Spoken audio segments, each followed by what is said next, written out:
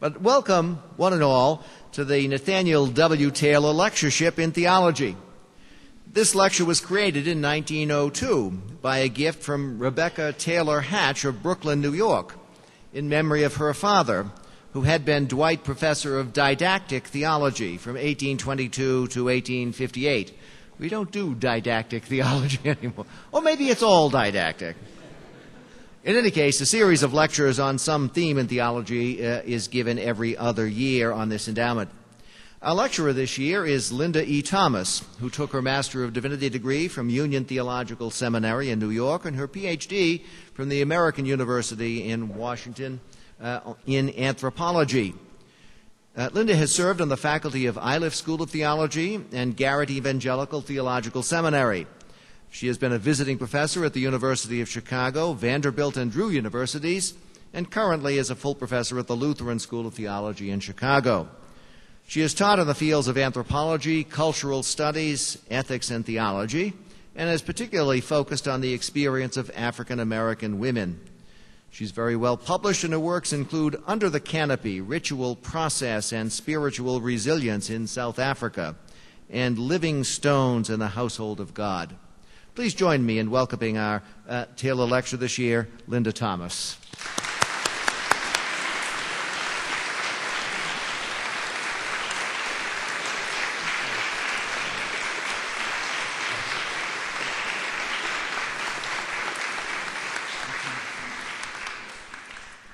Good morning to Dean Attridge, our much beloved Peter Hawkins, to the distinguished faculty of this school, distinctive alums, and especially to students presently enrolled at Yale Divinity School. It is an honor to present the Taylor Lectures this morning. I want to begin this first lecture with some thoughts about the aesthetic dimensions of religion in South Africa, where my primary research is currently involved.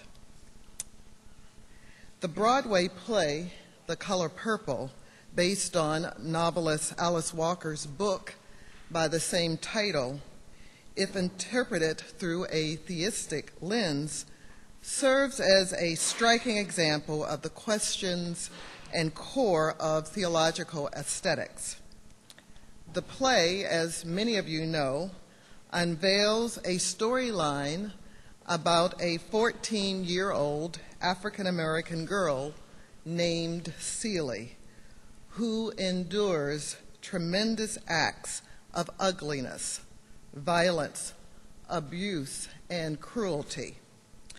At the same time, the play posits an uncomfortable, poignant, and surprising thesis, if I may use that word, that there exists beauty not only in the midst of, but in the very thing or person that is either experiencing or committing an action that by any stretch of the imagination would be considered horrible. I would argue that The Color Purple is a play replete with a theology of aesthetics that presents the notion that beauty exists in unexpected places and circumstances. This suggestion serves as an apologetic for the issue of theodicy at best, or minimally as a way of suggesting that dignity and beauty exist precisely in spite of violence, scorn, and deep suffering. Two scenes from the play, The Color Purple, illustrates this theology of aesthetics.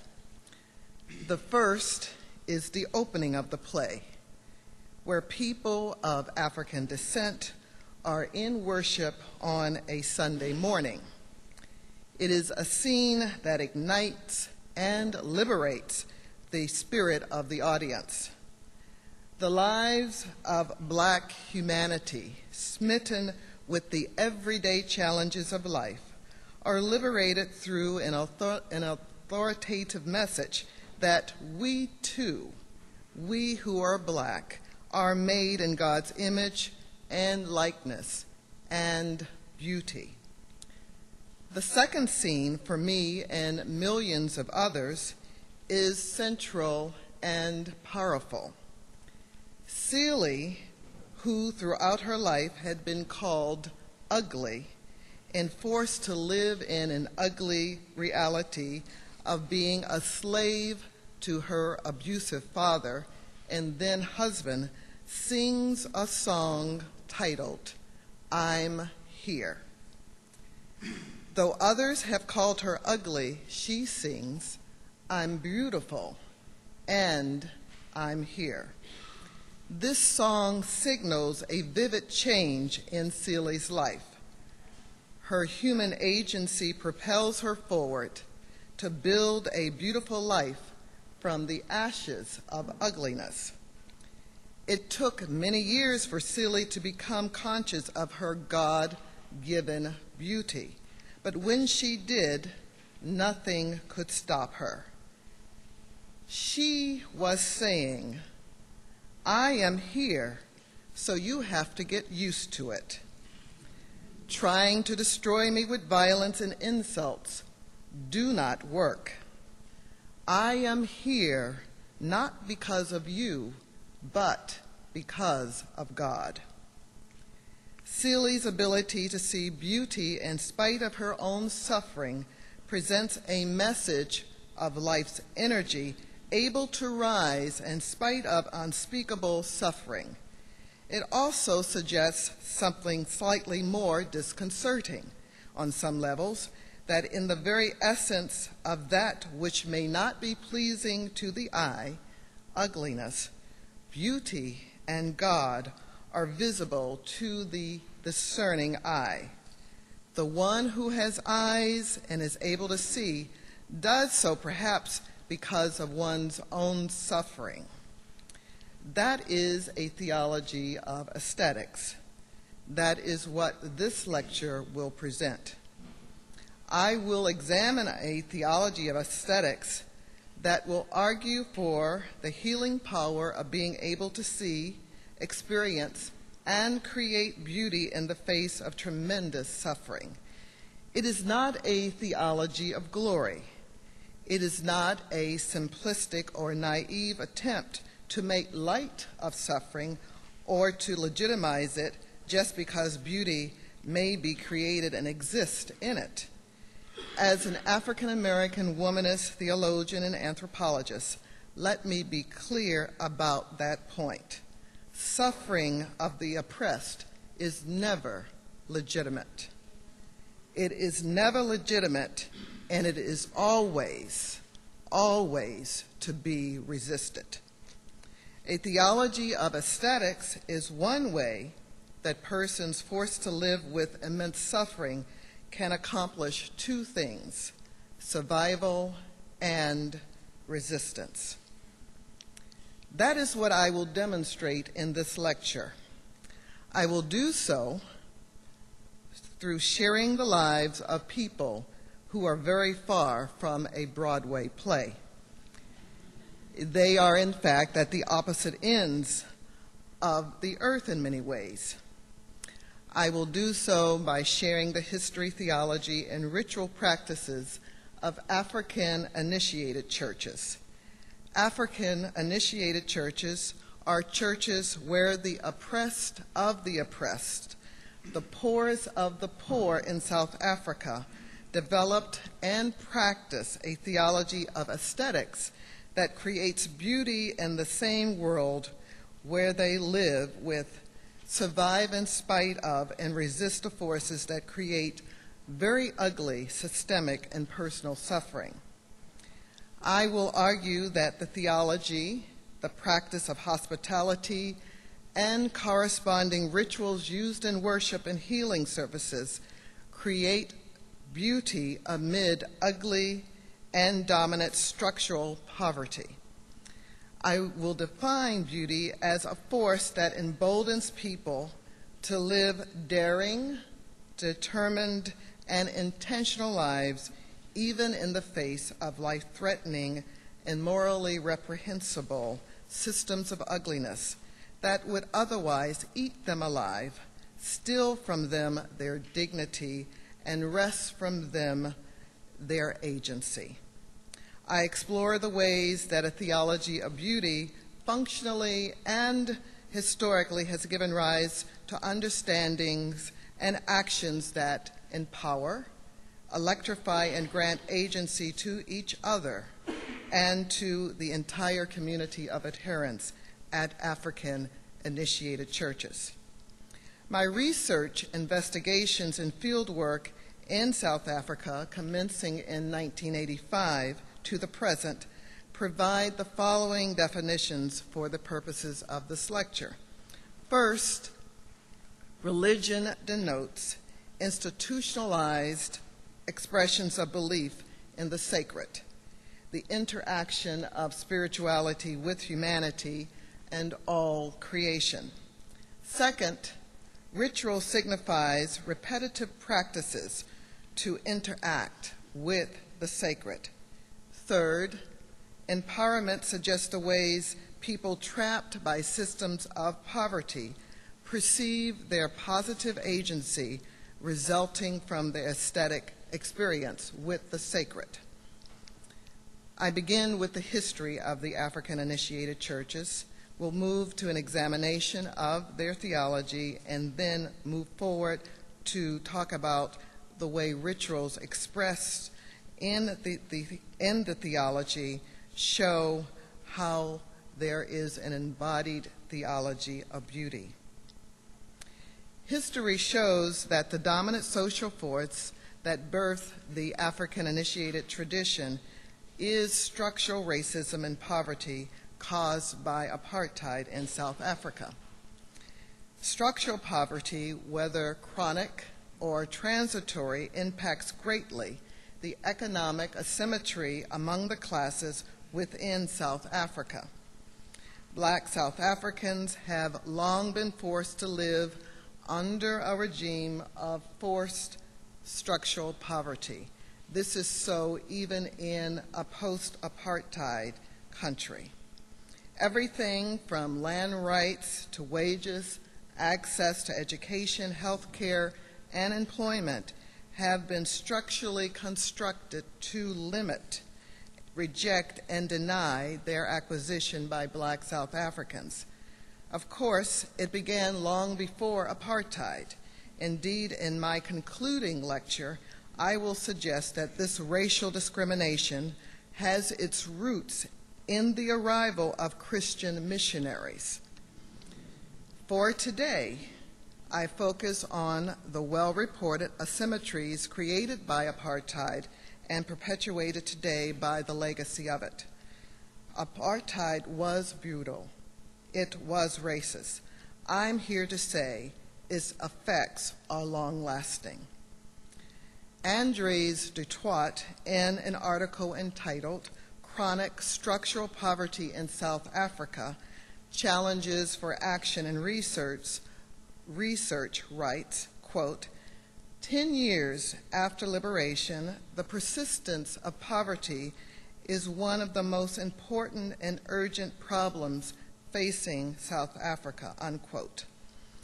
Writing an article whose aim is to expand the accepted wisdom and approaches to poverty studies, Dutoit makes a distinction among terms used interchangeably for the poor. For example, the chronic poor are people who are cyclically destitute or underprivileged throughout their entire lives and whose offspring have a high probability of being poor and living in a cycle of poverty as well. They are folks who have benefited least or are likely to benefit least from economic growth and national and international development initiatives.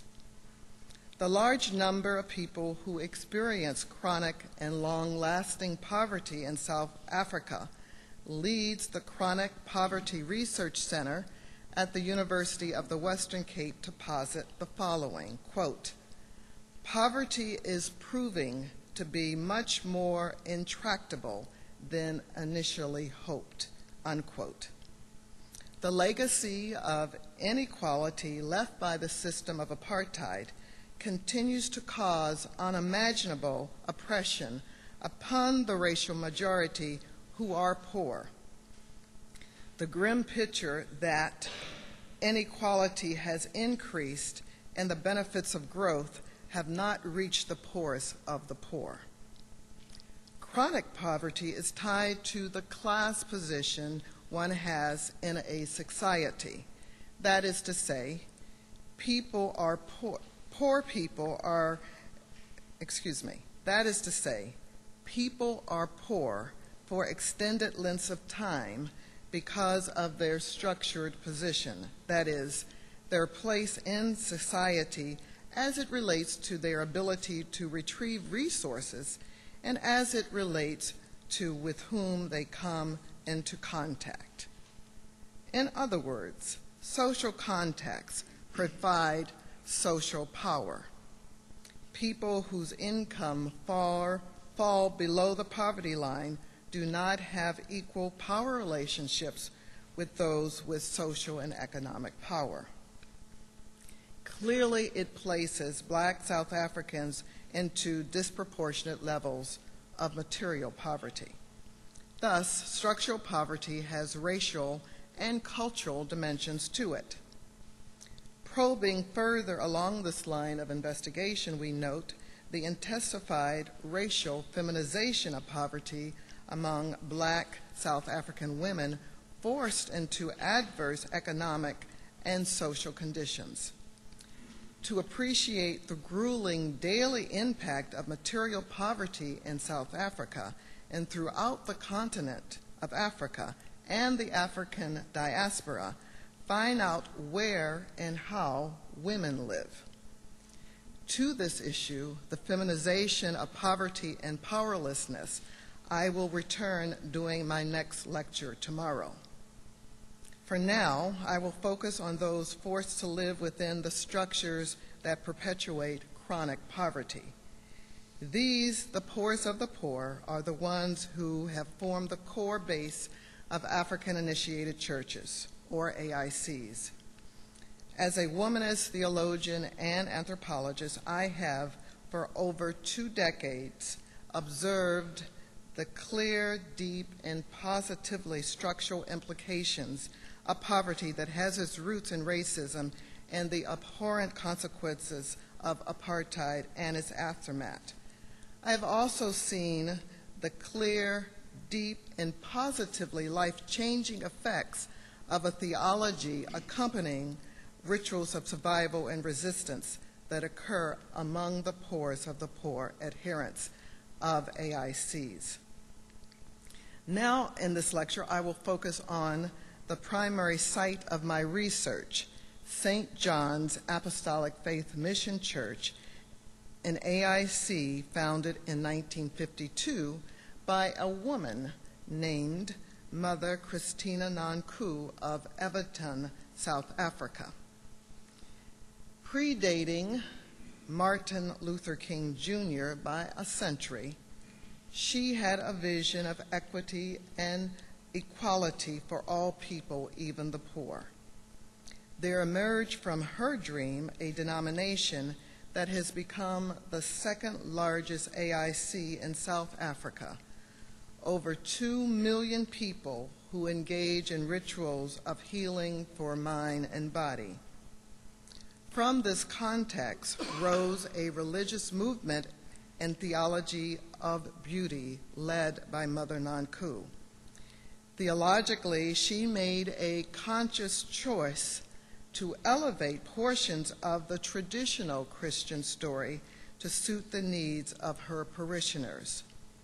She also made a conscious choice to reimagine the Christian message to accommodate to its primary tenets without assimilating fully to its dogma and doctrine that would have crushed, if not destroyed, the elements of African religion had she adhered to missionized Christian orthodoxy. Her theology of beauty and the rise of AICs, I argue, were and are so successful for at least 3 reasons.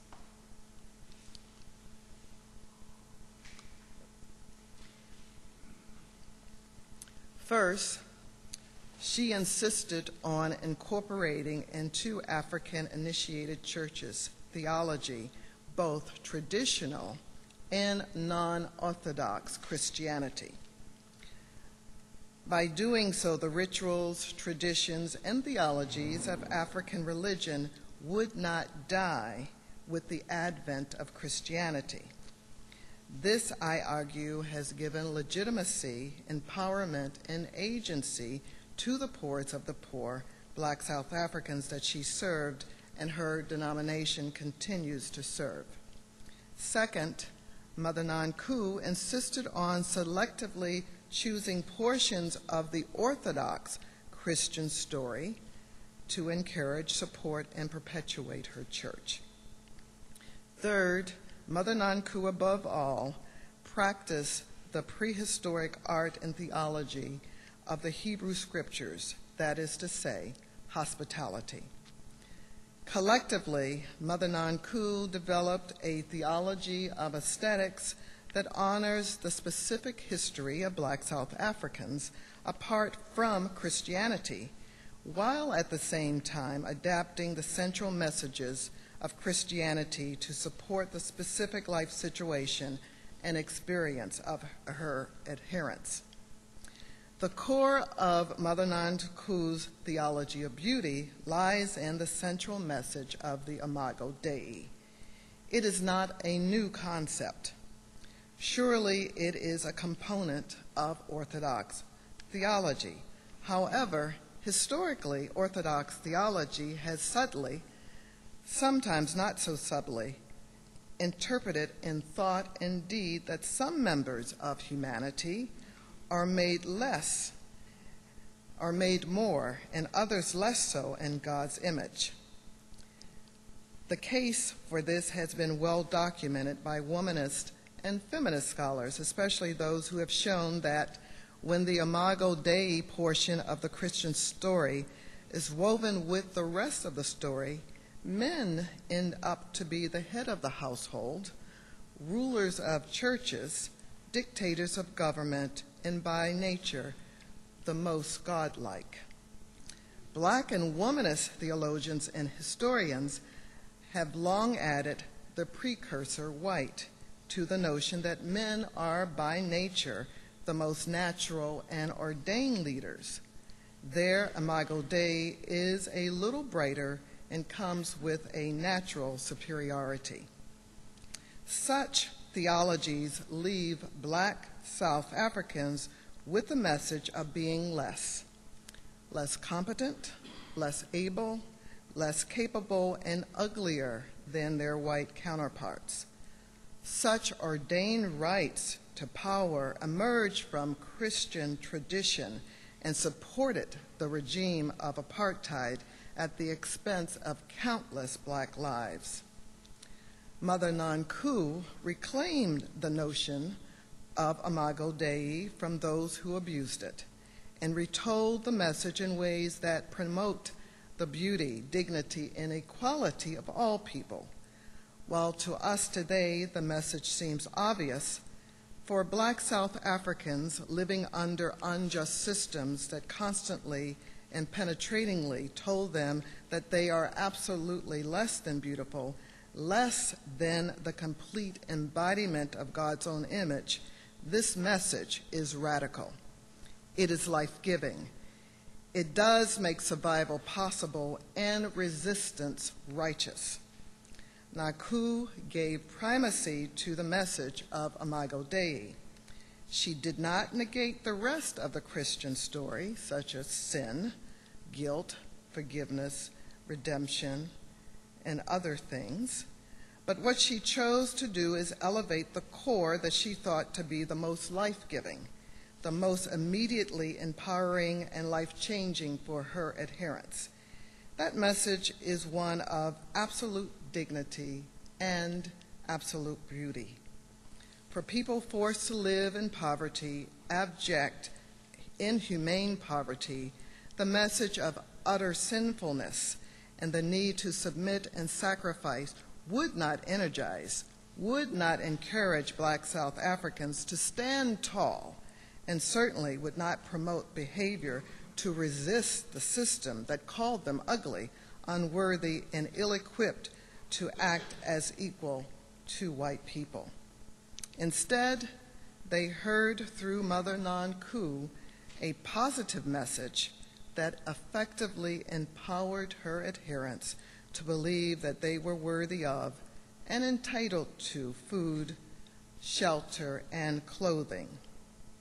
Her unwavering message that black South Africans are unabashedly, unequivocally, and unrevocably and absolutely made in the exact image of God rooted her listeners in an ideology that is unmistakably ruled by personal dignity, human rights, and collective empowerment, and ultimately agency in the face of external political, social, economic, and cultural realities that try to say and do the opposite. The message of Imago Dei, as reinterpreted or refocused by Nanku, was not the only difference between hers and other traditional Orthodox Christianities. She also made central to her theology of aesthetics the intentional inclusion of non-Christian African beliefs and practices. She understood the necessity of poor black people indigenizing the gospel in the native cultures suitable for black folk. That is why she combined a reinterpreted missionary Christianity from whites with the cultural contours of African sensibilities. For instance, Nanku synthesized the prophetic role of the Hebrew scriptures with the diviner's hermeneutic found in African cultures and religion. Hence, propheting became a central ritual whereby the church pastor spoke the truth by telling congregants about the causes of their sicknesses and instructing them about the types of sacrifices to ancestors that were required. At the same time, propheting could entail advising church members to pursue traditional biomedical prescriptions. An additional manifestation of embracing Christianity within the cultural particularities of poor black folk is shown in the combination of the worshiping of Jesus and the veneration of African ancestors. Jesus is viewed as an ancestor, that is, one whose spirit is present and alive beyond the expiration of the body. At the same time, the doctrine of the Trinity is not of central importance because children are not equal to their parents in most African cultures.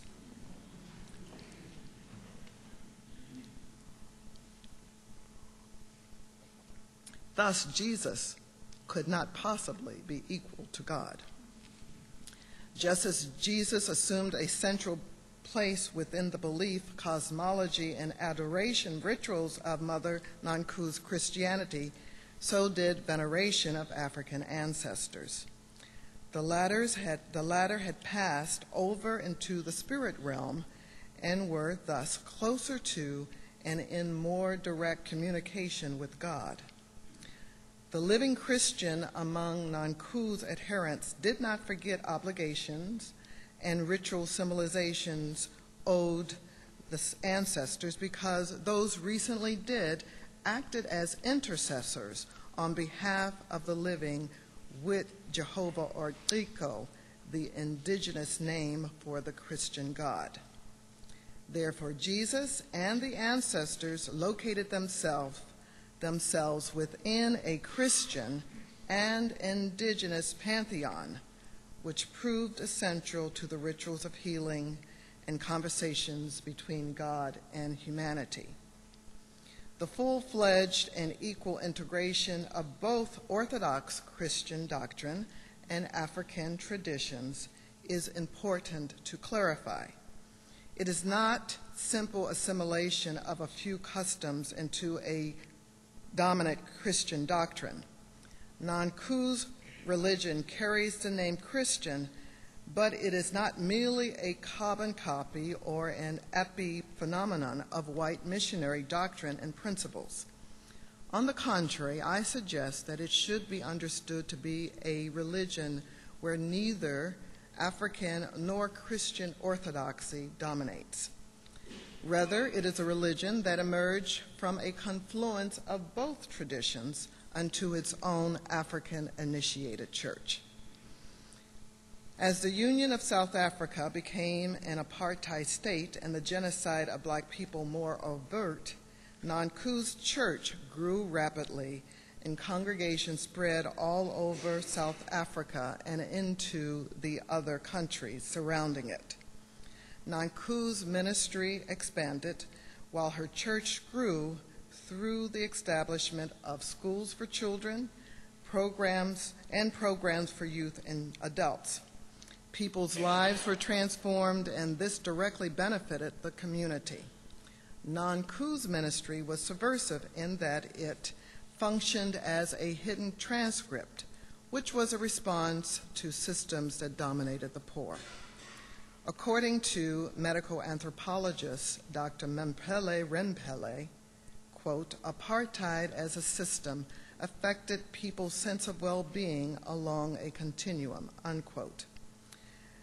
Though there were a variety of responses to apartheid, the ministry of Nanku was the medium through which poor people, disempowered by a brutal state system, talked back through voices and in rituals, and with a theology of beauty that denied the oppressor power and that was distinctively African and initiated and Christian. From this theology rose ritual practices and African-initiated churches as places of healing and hospitality. In addition, Nanku created successful practical strategies for survival for non-elites suffering within a world classifying them as bestial servants for white supremacist privileges.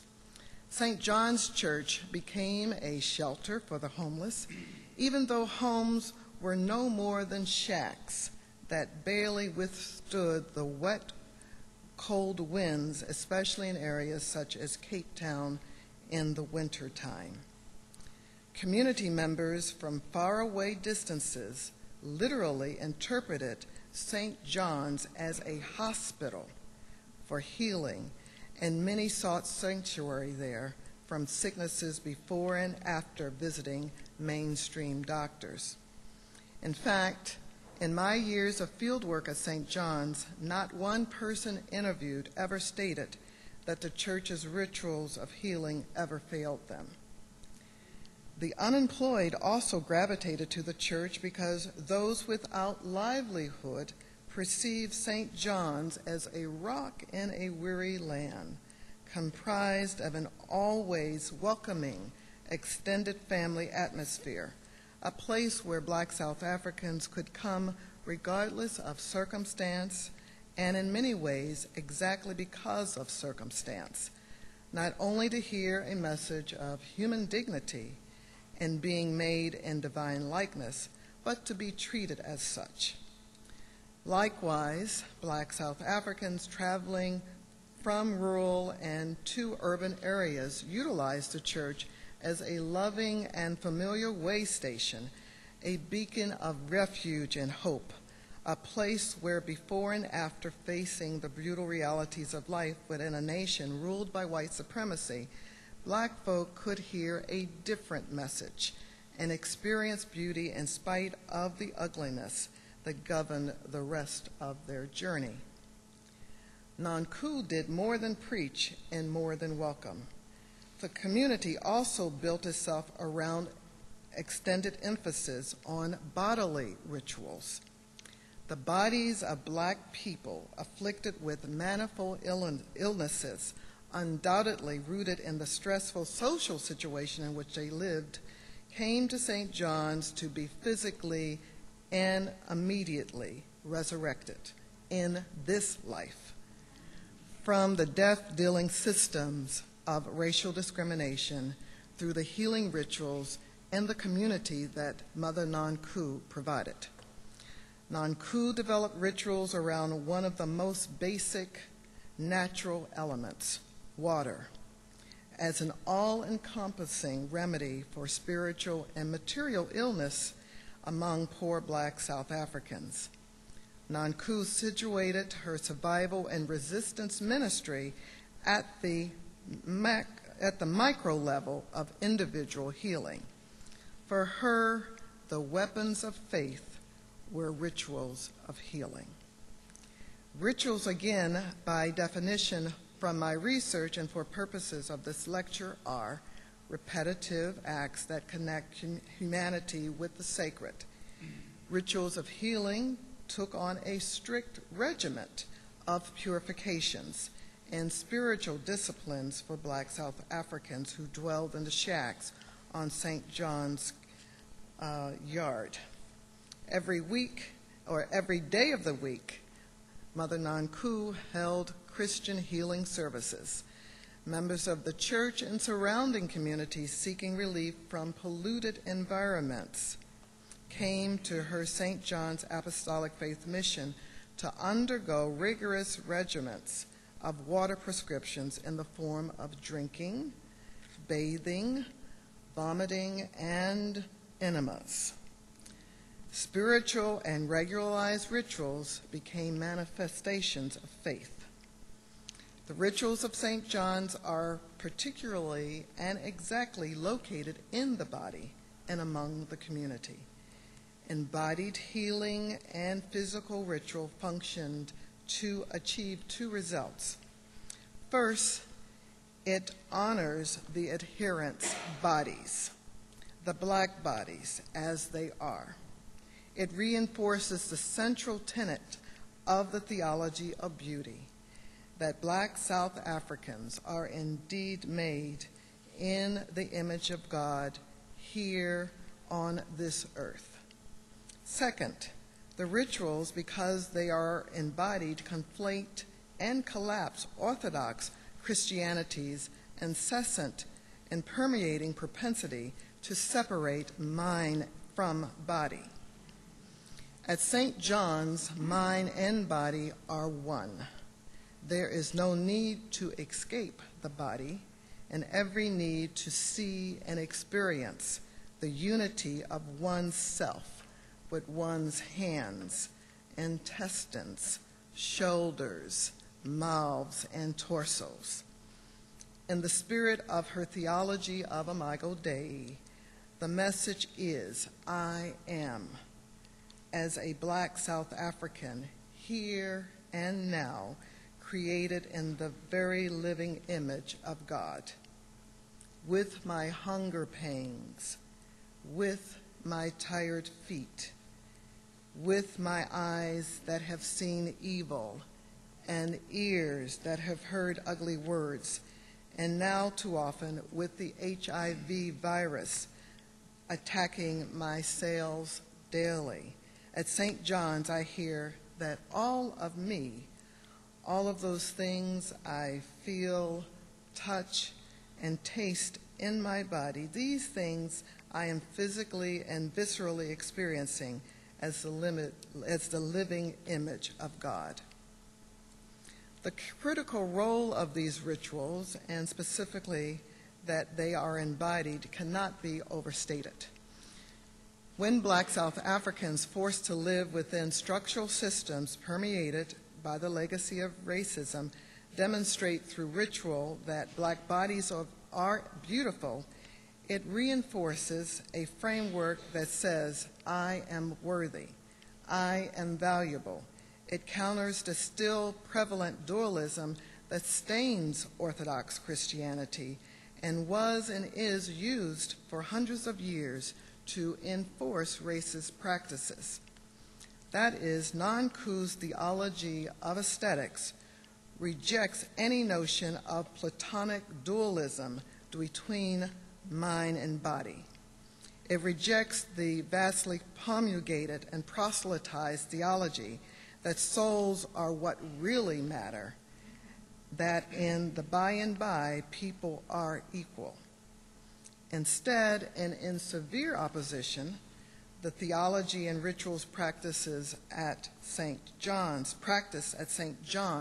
claim that immediately and fully, black South Africans in bodies right now are exactly equal, precisely beautiful, and unequivocally deserving of the rights and privileges afforded to their white counterparts. Dualisms do not fit. People are embodied. People are bodies, and bodies as fully containing the image of God matter most at St. John's. Despite the circumstances, despite the political, social, economic realities that send messages that black bodies, black persons are somewhat less than, with Imago Dei a little less bright, St. John stands as a place alive with messages, rituals, and social actions that ensure survival and empower resistance. St. John's embodied rituals and emphasis on fully visceral and specifically black Imago Dei function as a powerful theology of beauty, life-giving and community-building beauty in the midst of abject poverty, forceful discrimination, and ugliness that rears its head at every turn. Augustine, in City of God, spoke about, hinted at, in his own lingering yet vastly imperfect theology, and identified the complicated relationship of beauty in things labeled as ugly or considered unworthy or called destructive. He wrote, quote, "Divine providence admonishes us not foolishly to vituperate things, but to investigate their utility with care. And where our mental capacity or infirmity is at fault, to believe that there is a utility, though hidden, which we all but fail to discover," unquote. Now I grant you, Augustine was talking to his peers of assumed privilege about how to look at those things that had not been considered beautiful. I use this quote here as a way of speaking about the theology embodied at St. John's. If I were to rephrase Augustine to fit the theology of aesthetics at St. John's, I think he would say to the members of St. John's something like this: Divine providence admonishes us not to speak harsh things to ourselves, but to investigate our utility with care and see and know deeply in the marrow of our bones that we are beautiful, we are valuable, we are dignified. Though our beauty seems hidden from too many in our poverty-stricken surroundings, we will never cease knowing that we are living and breathing and moving as God's image on this earth, in this place, and this discovery will cause us to survive and resist the ugliness with which we must live. The press for indelible beauty, the ability to see it, feel it, taste it, and hear it until we and others know it fully and changes our world, is the core, of Nonku's Theology of Aesthetics. I opened with a discussion of the Broadway play, The Color Purple.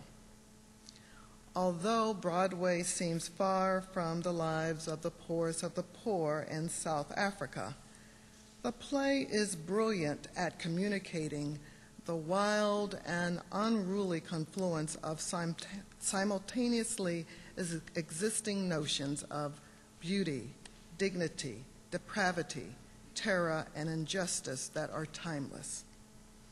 The Color Purple is unrelenting in showing the complexity of violence, immorality, depravity, tenderness, and beauty wrapped, rolled, and exploding into the vivid experiences of lives.